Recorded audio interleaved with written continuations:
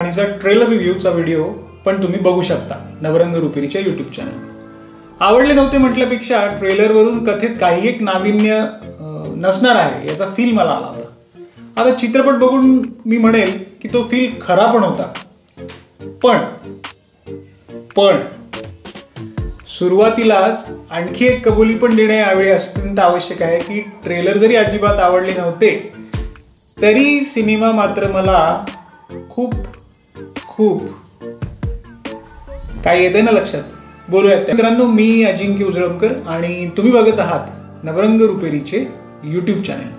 आणि मित्रांनो, आज मी तुम्हाला सांगणार आहे आज प्रदर्शित रॉकी और रानी की प्रेम कहाणी, करण जोहर दिग्दर्शित हा सिनेमा नेमका जमलाय तरी कसा. तर हे सांगण्याआधी आपण थोडक्यात सिनेमाचं कथानक काय आहे, तसं तर तुम्ही पण ट्रेलर बघितलं असेल, तुम्हाला आयडिया आलीच असेल.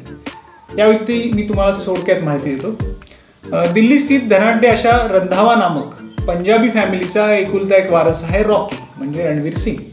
आणि एका सेल्फ मेड सुशिक्षित मध्यमवर्गीय चॅटर्जी नामक बंगाली फॅमिलीच्या आजच्या जनरेशनला रिप्रेझेंट करते राणी म्हणजे आलिया भट्ट. रॉकीच्या फॅमिलीमध्ये आहेत त्याचे दादाजी म्हणजे जी भूमिका धर्मेंद्रने केली आहे, दादी ज्यांचं नाव आहे धनलक्ष्मी जी भूमिका जया बच्चन यांनी केली आहे, त्याचे वडील तिजोरी रंधावा आमिर बशीर या कलाकारांनी भूमिका केली आहे, त्याची आई पूनम क्षिती जोग आणि बहीण गायत्री अंजली आनंद. तर दुसरीकडे राणीच्या घरी आहेत तिची दादी, राणीची दादी शबाना आझमी, राणीचे वडील चंदन जी भूमिका तोताराव चौधरी यांनी केली आणि तिची आई अंजली जी भूमिका चरणी गांगुली या अभिनेत्रीने केली.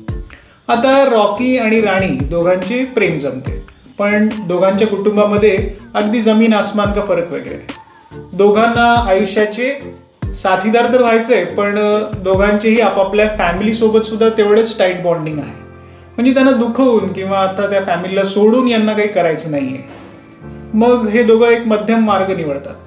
एकमेकांच्या संस्कृतीला समजावून घेण्यासाठी, घरातील लोकांच्या स्वभावांची ओळख होण्यासाठी म्हणून हे दोघं असं ठरवतात की काही दिवसांकरता स्वतःच्या घरांची अदलाबदल करायची. म्हणजे रॉकी राणीच्या घरी आणि राणी रॉकीच्या घरी राहायला जाते. आणि मग अर्थातच ऑब्व्हियसली जे व्हायचं ते इथून पुढे खटके उडायला सुरुवात होते. आणि या सर्वातून हे दोघं मार्ग कसा काढतात हा सगळा पुढील कथा भाग आहे. सिनेमात काय विशेष आहे मित्रांनो, तर सुरुवातीलाच उल्लेख करेल की इशिता मोहित्रा, शशांक खेतान आणि सुमित रॉय हे त्रिकूट यांनी लिहिलेली पटकथा, या कथानकाला ज्या पटकथे त्यांनी रूपांतरित केले ते, आणि इशिता मोहित्रा यांचे संवादांमध्ये यांनी असं काही अफलातून पद्धतीने गोवलंय की बस.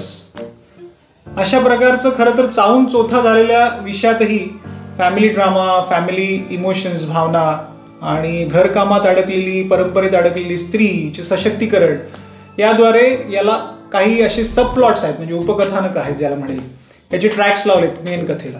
त्यामुळे हे सर्व बघायला मजा येते. शिवाय मध्यंतरापर्यंत कथानकाला दिलेल्या जुन्या हिंदी सिनेसंगीताचा एक तडका आहे, जुने हिंदी गाणे वाजवले तर ते खूपच सुंदर आहे. धर्मेंद्र आणि शबाना आझमी यांच्या ट्रॅकला दिलेला हा रेट्रोफील आहे, तो खूप रेट्रोफील बघायला मजा येते. आता या ट्रॅकबद्दल मी इथं सविस्तराने बोललो तर थोडं स्पॉइलर सारखं होईल म्हणून मी नाही बोलणार. पटकथा आणि संवाद यानंतर काय कमाल आहे असं विचाराल तर ते आहे करण जोहरचे दिग्दर्शन. एकीकडे कथेतले सीन्स आणि संवाद तुम्हाला हसवतात तर अगदी त्याच वेळी त्याच्या पॅरल चालणारे इमोशनल सीन्स सुद्धा नकळतपणे तुमच्या डोळ्यात अश्रू केव्हा आणतात आपल्याला कळत नाही. कॉमेडी आणि इमोशन्स ही पॅरल चालणारी अशी रोलर कोस्टर रॉईड आहे आणि ती अखेरपर्यंत चालू राहते. 2 तास 25 मिनिटांची लांबी आहे चित्रपटाची आणि असं असूनही चित्रपट फारसा कुठेच बोर होत नाही हे विशेष आहे. आणि तेही रुटीन असं कथानक असूनही, नाविन्य नसलेलं कथानक असूनही. बरं, या बोर न होऊ देणाऱ्याला अर्थात खरातच सिंहाचा वाटा आहे मी म्हणेल रणवीर सिंग आणि आलिया या दोघांच्या कमालीच्या अभिनयाचा. आजची कॉलेज गोईंग तरुणाई या दोघांची खरं तर आधीपासून वेळीत आहेच, पण या सिनेमानंतर त्यात अजून वाढ होईल हे नक्की. कोण कोणापेक्षा छान अभिनय करतो ना अशी जणू काही या दोघा स्पर्धाच लागली. अशा प्रकारचा अभिनय आणि परफॉर्मन्स या दोघांनी दिलाय अफलातून.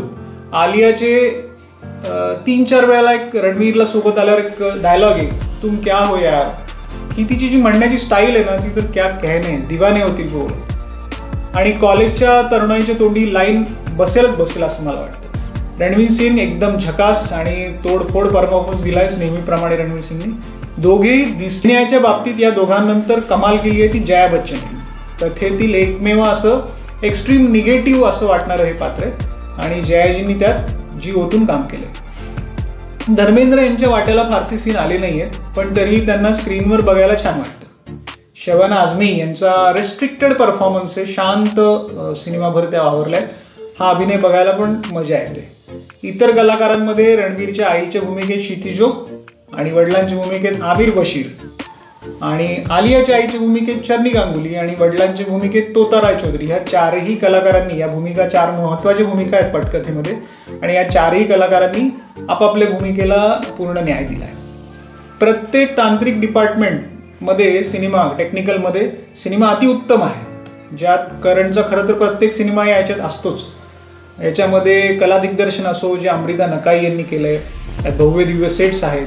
छायांकन असो, फोटोग्राफी जी मनुष नंदन यांची आहे, एकदम नेत्रदीपक अशी आहे. प्रत्येक फ्रेम नेत्रदीपक आहे. मनीष मल्होत्रांची कॉस्ट्युम डिझाईन्स म्हणजे वेशभूषा एकदम सुंदर, खास करून आलियाचं ड्रेसिंग आणि तिची साडी वगैरे. आणि पार्श्वसंगीत जे प्रीतमचं आहे ते परिणामकारक आहे. नृत्य दिग्दर्शन एक नवे 4 डान्स डायरेक्टर आहेत, सगळ्या गाण्यांचं डान्स डायरेक्शन छान आहे. तर हे सगळे डिपार्टमेंटमध्ये सिनेमा फर्स्ट रेट आहे.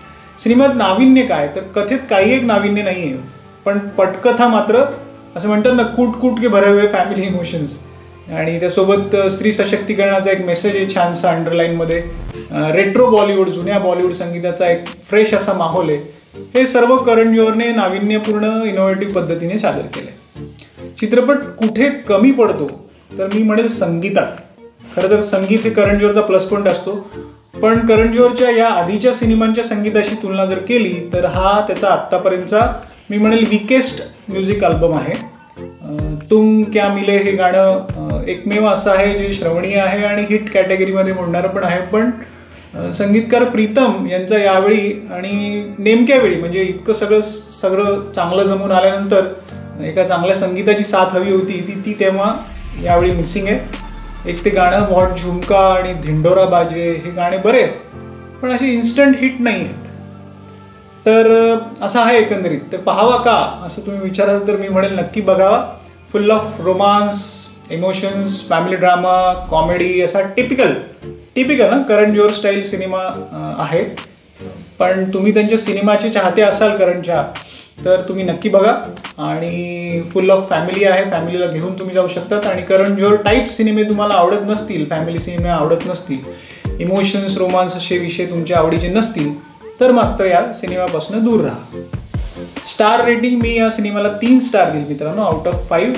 खरं तर 4 देण्यासारखं आहे, पण मला ना कथानकात एक नाविन्य नव्हतं आणि संगीताने माझी थोडीशी निराशा केली, म्हणून आउट ऑफ 5 3 स्टार मी या सिनेमाला दिली, म्हणून 3 इज ओके. तर मित्रांनो, तुम्हाला कसा वाटला आजचा रॉकी आणि राणी की प्रेम कहाणीचा रिव्ह्यू आम्हाला नक्की सांगा. आणि आमच्या अशाच रिव्ह्यूसाठी आणि इतर याच्यासाठी नवरंग रुपेरीचे यूट्यूब चॅनल नक्की सबस्क्राईब करा. धन्यवाद.